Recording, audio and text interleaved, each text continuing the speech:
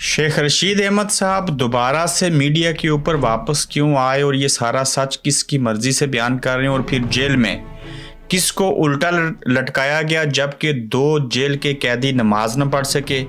मरियम नवाज ने अपनी चपलूसी करवाने के लिए सरकारी हुक्म जारी कर दिया और नून लीग का आवाम के साथ की सुनोयत का मजाक है, जबकि क्रिकेटर्स की फैमिली के साथ लोग बदतमीजी करके कैसे भड़ास निकाल रहे हैं। आज के गोरखधंधा में इस पर बात करेंगे। अस्सलाम वालेकुम, आप देख रहे हैं गोरखधंधा अबरार कुरैशी। आपसे मुखातिब हूँ। तमाम देखने वालों को फिर से ईद मुबारक और उम्मीद है आपकी ईद जो है वो दूसरा दिन अच्छे से गुजर रहा होगा। खिलाड़ी जो हैं उनके साथ उनकी फैमिलीज जब मौजूद थी तो उनसे बदतमीज़ी की गई और ये वाक़या अमेरिका के अंदर वर्ल्ड कप के बाद हारिस रऊफ़ जो हैं उनके और उनकी अहलिया के साथ पेश आया। गलत किया गया।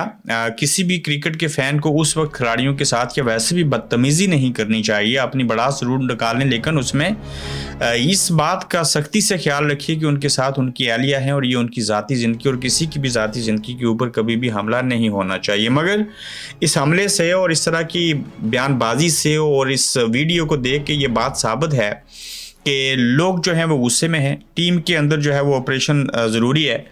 कैप्टन की तब्दीली से लेके बेशुमार जो लोग हैं उनको तब्दील होना चाहिए। पाकिस्तान क्रिकेट टीम ने अवाम जो है क्रिकेट शायकीन जो है उनको सख्ती से मायूस किया है और हारिस रऊफ़ जो हैं उनकी वीडियो देख के अंदाज़ा होता है कि गुस्से में तो वो भी हैं और गुस्से में क्रिकेट शायकीन भी हैं। ताहम उनकी अहलिया उनको रोकती रहीं कि आप इनसे मज़ाम ना हूँ, इनको इग्नोर कीजिए, लेकिन हारिस रऊफ़ गुस्से में आए और बेशक उनका गुस्सा बनता था चूँकि जब उनकी फैमिली उनकी अहलिया उनके साथ ही तो उस वक्त कुछ जुमले और अल्फाज कहे गए क्रिकेट फ़ैन की जानिब से जो कि ऐसे नहीं होना चाहिए था। अब देखिए कि शेख रशीद साहब ने RTV चैनल को एक दिन में 3-3, 4-4 इंटरव्यूज़ दिए हैं। 40 दिनों का चिल्ला काटा था। 40 दिनों के अंदर उनका 40 किलो वज़न कम हुआ।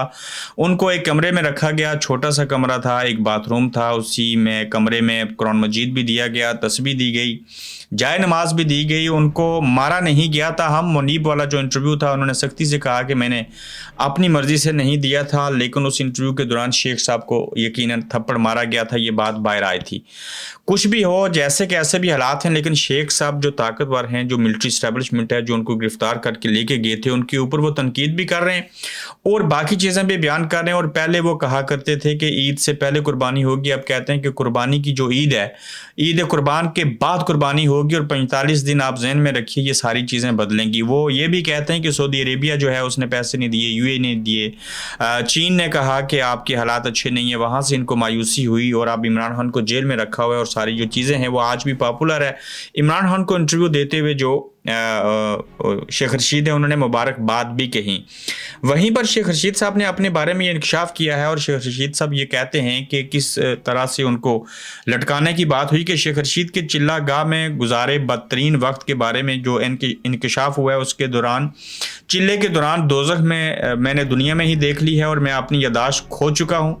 मेरे कमरे में प्रोजेक्टर्स लगे थे और मेरी आंखों पर तकिया रखकर और गोलियां खाकर सोता था। उन प्रोजेक्टर्स पर डराने, धमकाने और इंसानों को परेशान करने के लिए खौफनाक और पुरतशद्दद वीडियोस चलाई जाती थी और जुल्म और बर्बरियत का वक्त था।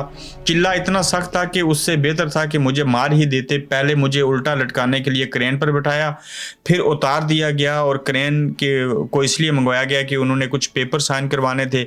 मैं जब नहीं मान रहा था तो क्रेन मंगवा के उसके ऊपर उल्टा लटकाना था।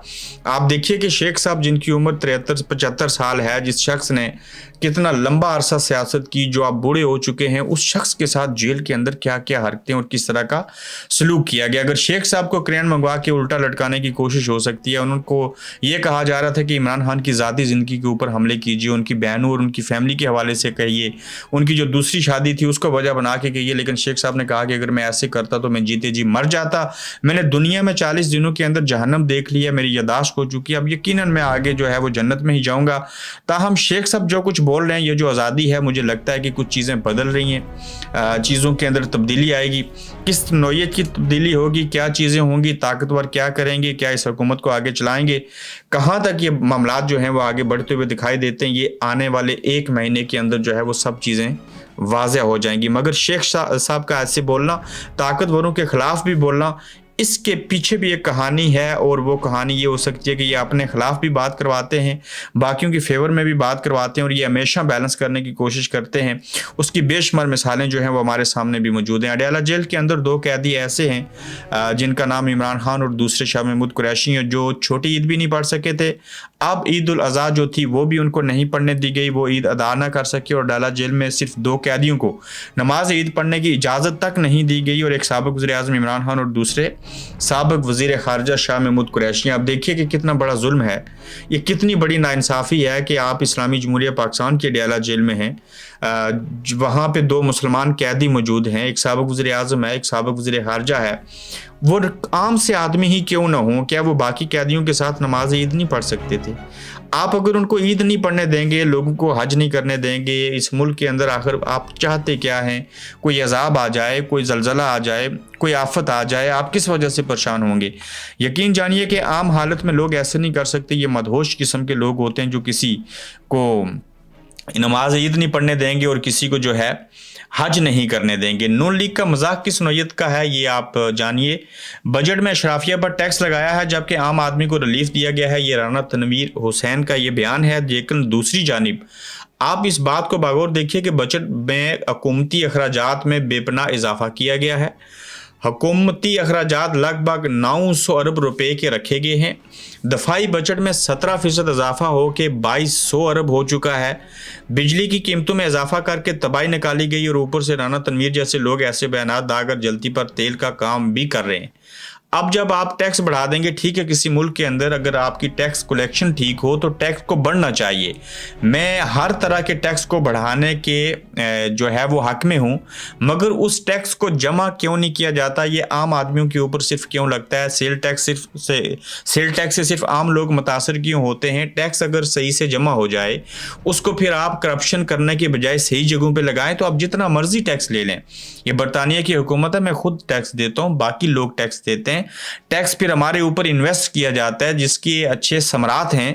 لیکن پاکستان جیسے ملک کے اندر ٹیکس جو ہے وہ سفارشوں کے ذریعے معاف بھی ہو جاتا ہے۔ حکومتوں کے اندر جو اپنے لوگ ہیں وہ ٹیکس خود سے نہیں دیتے، اور عام آدمی سے ٹیکس لینے کی کوشش کی جاتی ہے۔ اور اگر ٹیکس والا نظام اچھا ہو جائے، بھلے جتنا مرضی آپ ٹیکس بڑھا لیں، آخر اتنا ہی بڑھائیں گے نا جتنی لوگوں کی کیپیسٹی ہوگی۔ اگر اس کو آپ بڑھانا بھی چاہ رہے ہیں اور آپ ساتھ میں اس کی کلیکشن اچھے سے کر رہے ہیں، اور پھر اس ملک کی عوام کو، اس کا عام آدمی کو، ٹیکس دینے والوں کو اگر فائدہ ہو تو پھر تو اس کے اندر کوئی حرج نہیں ہے۔ مگر آپ عام آدمی کے اوپر سیل ٹیکس لگا کے اس کا کچومر نکال لیں۔ سرکاری اہلکاروں کو اس بات کی اجازت دی گئی، حکم دیا گیا کہ آئیے اور آپ مریم نواز شریف صاحبہ جو ہیں اور جو نون لیگ اور پنجاب حکومت ہے اس کی چاپلوسی کریں۔